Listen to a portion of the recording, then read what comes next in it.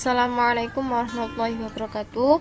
Kami dari kelompok 2 akan mempresentasikan hasil kerja dari kelompok kami, yakni dengan materi penyajian data. Sebelum memasuki materi, izinkan saya memperkenalkan anggota kelompok kami. Yang pertama ada Nikmatus Soimah dengan NPM 1913710. Yang kedua ada saya sendiri, Safiana, dengan NPM 1913722.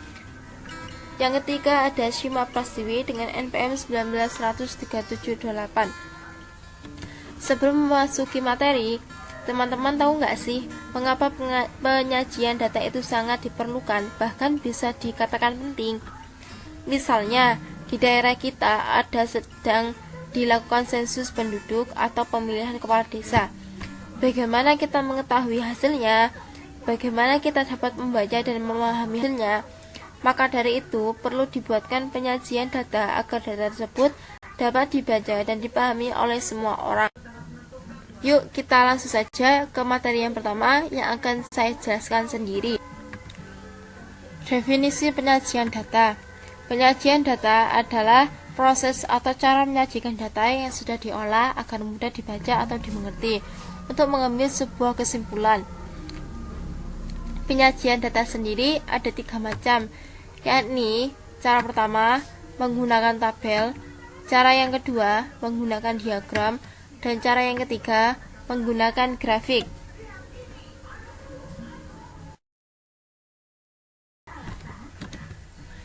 Baiklah, kita akan mempelajari cara yang pertama, yaitu menggunakan tabel.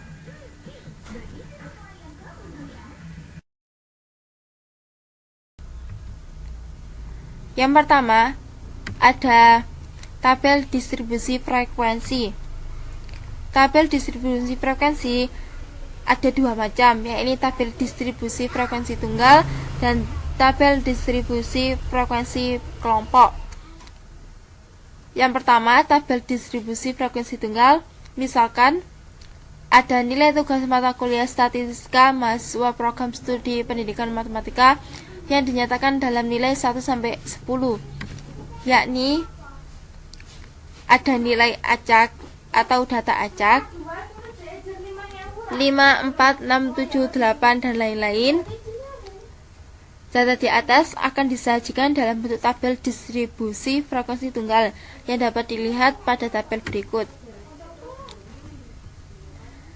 Nilai 3 dengan teli atau turus itu sebagai lambang, nilai 3 frekuensi itu sebagai banyaknya nilai.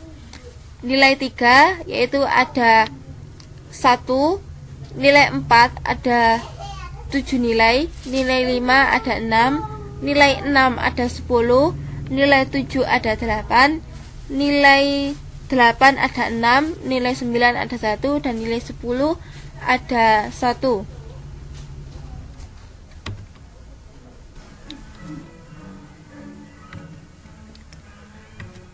Yang kedua ada tabel distribusi frekuensi per kelompok.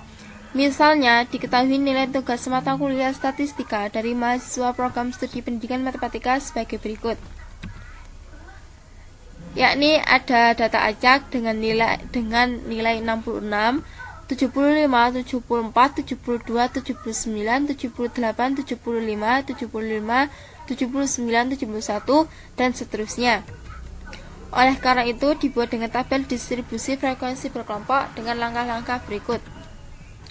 Langkah pertama, menentukan banyaknya kelas atau dilambangkan dengan K atau interval dengan menggunakan aturan Sturges, yaitu sebagai berikut. K sama dengan 1 plus 3,3 log N, dengan keterangan K sama dengan banyaknya kelas, N sama dengan banyaknya data. Dengan menggunakan aturan Sturges, maka banyaknya kelas atau K dari data di atas adalah K plus 3,3 log N sama dengan 1 plus 3,3 log 40 sama dengan 1 plus 3,3 dikali 1,6 sama dengan 1 plus 5,28 sama dengan 6,28. 6,28 kita bulatkan dengan 6, yaitu pembulatan ke bawah.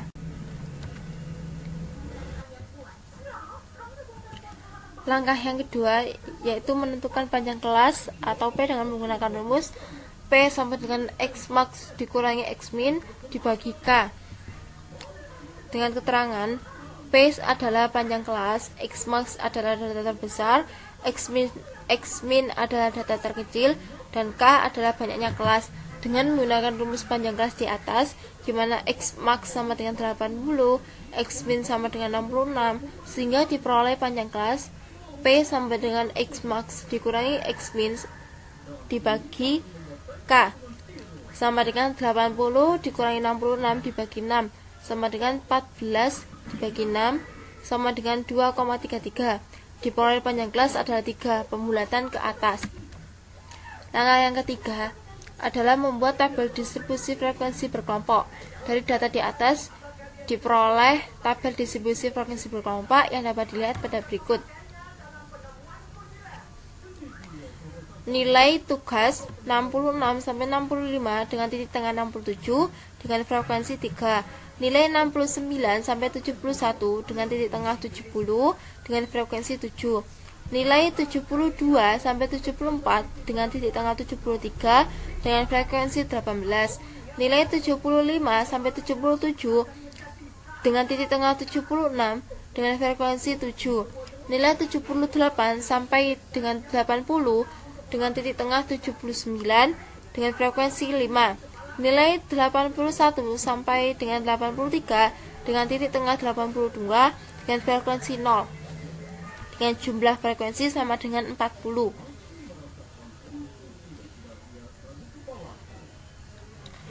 Istilah-istilah yang digunakan dalam distribusi frekuensi berkelompok. Yang pertama ada interval kelas. Tiap-tiap kelompok disebut interval kelas atau sering disebut interval atau kelas saja. Dalam contoh di atas memuat 6 interval yaitu 66 sampai 68 interval kelas pertama, 69 sampai 71 interval kelas kedua, dan seterusnya. Yang kedua ada batas kelas. Batas kelas ada dua macam, yaitu batas bawah kelas sama dengan 66, 69, 72, 75, 78, dan 81. Batas atas kelas yaitu 68, 71, 74, 77, 80, dan 83. Yang ketiga ada tepi kelas atau batas nyata kelas atau batas kelas sebenarnya. Untuk mencari tepi kelas dapat dipakai rumus sebagai berikut. Tepi bawah atau TB sama dengan batas bawah dikurangi 0,5. Tepi atas atau TA sama dengan batas atas ditambah 0,5. Dari tabel di atas, maka tepi bawah kelas pertama yaitu ada 65,5 dan tepi atasnya ada 68,5. Tepi bawah kelas kedua ada 68,5 dan tepi atasnya ada 71,5 dan seterusnya. Yang keempat ada lebar kelas atau panjang kelas. Jika tabel distribusi frekuensi berkelompoknya telah diketahui, maka untuk mencari lebar kelas atau panjang kelas menggunakan rumus panjang kelas sama dengan tepi atas atau tepi bawah. Panjang kelas sama dengan P atau tepi atas dikurangi tepi bawah sama dengan TA dikurangi TB. Jadi lebar kelas dari tabel di atas adalah 68,5 dikurangi 65,5 sama dengan 3. Yang terakhir ada titik tengah atau XI. Untuk mencari titik tengah atau XI dapat dipakai rumus titik tengah atau XI sama dengan 1/2 dikali batas bawah ditambah batas atas.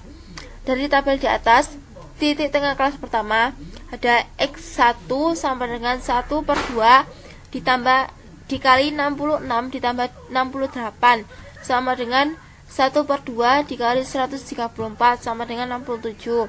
Titik tengah kelas kedua ada X2 sama dengan 1/2 dikali 69 ditambah 71 sama dengan 1/2 dikali 140 sama dengan 70.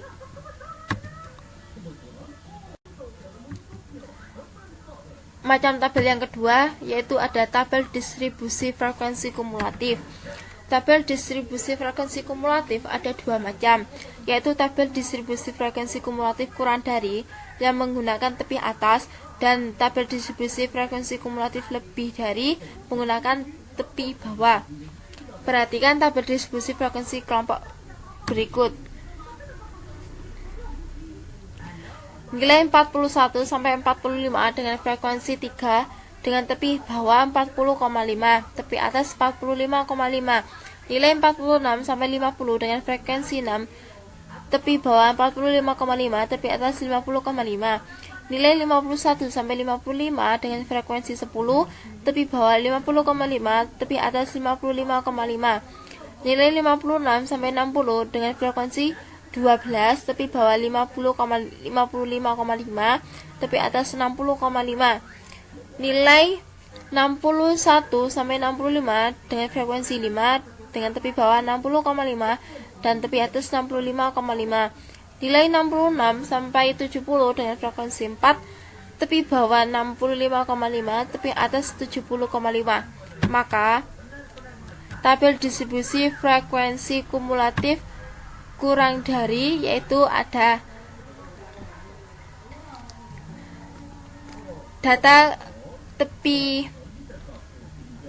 atas yaitu kurang dari sama dengan 45,5 ada 3, kurang dari sama dengan 50,5 ada 9, kurang dari sama dengan 55,5 ada 19, kurang dari 60,5 ada 3, kurang dari sama dengan 60,5 ada 31, kurang dari sama dengan 65,5 ada 36, kurang dari 70, kurang dari sama dengan 70,5 ada 40.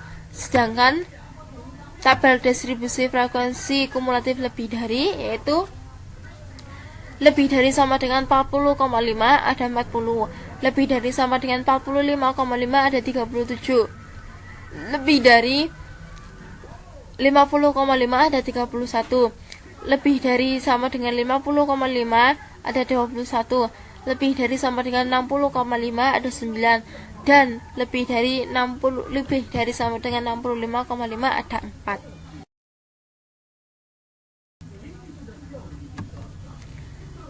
Yang ketiga, macam tabel frekuensi yaitu frekuensi kumulatif relatif. Di samping frekuensi kumulatif mutlak seperti di atas, kita kadang-kadang perlu menghitung nilai frekuensi kumulatif relatif dari suatu nilai amatan yang kurang dari atau lebih terhadap suatu batas nilai tertentu. Frekuensi kumulatif relatif dinyatakan dengan persen dengan rumus sebagai berikut. Frekuensi kumulatif relatif atau FR sama dengan frekuensi kumulatif per ukuran data dikali 100%. Misalnya, frekuensi kumulatif kurang dari sama dengan 50,5 adalah FR sama dengan 9 per 40 dikali 100% sama dengan 22,5%. Frekuensi kumulatif relatif lebih dari sama dengan 50,5 adalah FR sama dengan 31 per 40 dikali 100% sama dengan 77,5%. Makna dari presentase data di atas adalah 22,5%. Nilai pengukuran letaknya di bawah nilai 50,5 atau 77,5%. Nilai pengukuran letaknya di atas nilai 50,5. Assalamualaikum warahmatullahi wabarakatuh. Saya Nikmatus Soima akan melanjutkan materi mengenai diagram. Diagram merupakan lambang-lambang tertentu yang dapat dipakai untuk menjelaskan sarana, prosedur, serta kegiatan-kegiatan yang sudah biasa dilaksanakan dalam suatu sistem. Macam-macam diagram. Pertama adalah diagram garis. Misalnya diketahui indeks prestasi semester dari seorang mahasiswa pendidikan matematika yang dapat dilihat pada tabel berikut. Pada tabel berikut diketahui indeks prestasi selama 7 semester, sehingga bentuk diagram garis yang terbentuk adalah seperti gambar berikut ini. Selain ada diagram garis, juga ada diagram kotak garis. Misalnya, nilai ujian tengah semester mata kuliah statistika mahasiswa program studi pendidikan matematika adalah sebagai berikut. Jika diurutkan, data tersebut akan menjadi seperti gambar bawah ini.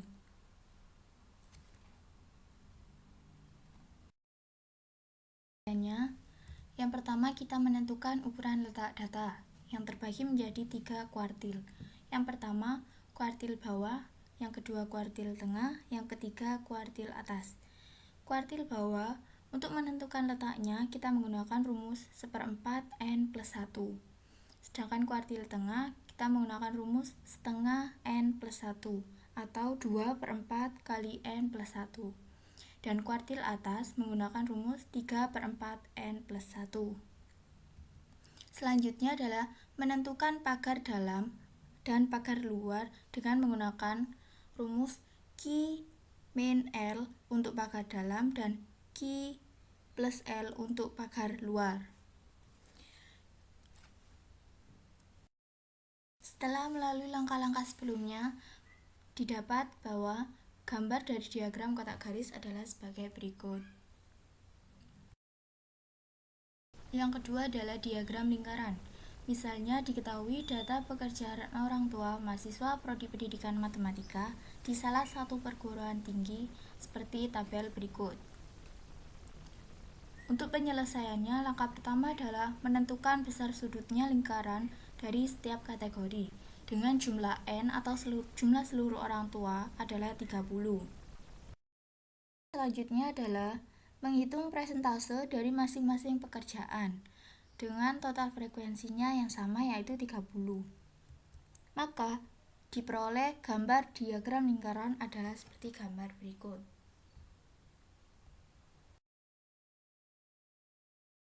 Ada diagram batang. Misalnya, seseorang melakukan penelitian tentang penerapan pembelajaran kooperatif tipe Jigsaw untuk meningkatkan hasil belajar siswa. Diperoleh rata-rata hasil belajar siswa dari 4 siklus adalah seperti tabel berikut. Maka, bentuk diagram batang yang diperoleh adalah seperti gambar berikut ini. Juga ada diagram batang daun. Misalnya, diketahui hasil penilaian keterampilan berpikir kritis dari 28 mahasiswa program studi pendidikan matematika adalah sebagai berikut. Untuk penyelesaiannya, langkah pertama adalah dengan cara membuat diagram batang daun dari data tersebut seperti pada gambar berikut, dengan batangnya adalah sebagai puluhan dan daun adalah sebagai satuan. Kemudian langkah kedua adalah mengurutkan data dari tabel sebelumnya menjadi tabel dengan data yang lebih runtut. Yang keempat ada diagram titik. Misalnya, data tentang hubungan antara usia dan lama kesembuhan penyakit diare di suatu daerah X adalah seperti tabel berikut ini. Maka bentuk diagram titik yang diperoleh dari data tersebut adalah sebagai berikut. Yang kelima ada diagram lambang. Misalnya, data yang menunjukkan jumlah penduduk di desa X dengan dibuat gambar atau lambang orang dengan satu gambar mewakili data sebanyak 100 orang. Maka, bentuk diagram lambang yang diperoleh adalah seperti gambar berikut. Assalamualaikum warahmatullahi wabarakatuh. Saya Shima Prastiwi dengan nomor NPM 19-13728 akan melanjutkan materi berikutnya, yaitu tentang grafik. Yang pertama ada histogram. Histogram adalah penyajian data dalam bentuk batang persegi panjang yang batangnya berhimpit. Jadi perbedaan histogram dengan diagram batang yaitu jika diagram batang-batangnya tidak berhimpit, sedangkan histogram batang-batangnya berhimpit. Histogram dapat disajikan dari distribusi frekuensi tunggal maupun distribusi frekuensi berkelompok. Misalkan data indeks prestasi salah satu mahasiswa program studi pendidikan matematika dalam 7 semester berurutan adalah sebagai berikut. Bisa dilihat contoh penyajian dalam bentuk histogram. Selanjutnya, poligon frekuensi. Apabila pada titik tengah dari histogram dihubungkan dengan garis dan batang-batangnya dihapus, maka akan diperoleh poligon frekuensi. Bisa dilihat gambar yang sebelah kiri masih dalam bentuk histogram. Kemudian untuk gambar sebelah kanan, pada titik tengah histogram dihubungkan dengan garis dan batang-batangnya dihapus, maka akan diperoleh poligon frekuensi. Materi yang terakhir yaitu kurva Ogive. Kurva Ogive ada dua jenis, yaitu kurva Ogive naik dan kurva Ogive turun. Kurva Ogive naik diperoleh atau dibuat dari tabel distribusi frekuensi kumulatif kurang dari, sedangkan kurva Ogive turun diperoleh atau dibuat dari tabel distribusi frekuensi lebih dari.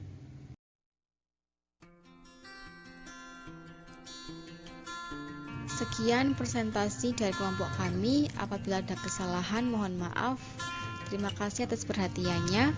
Wassalamualaikum warahmatullahi wabarakatuh.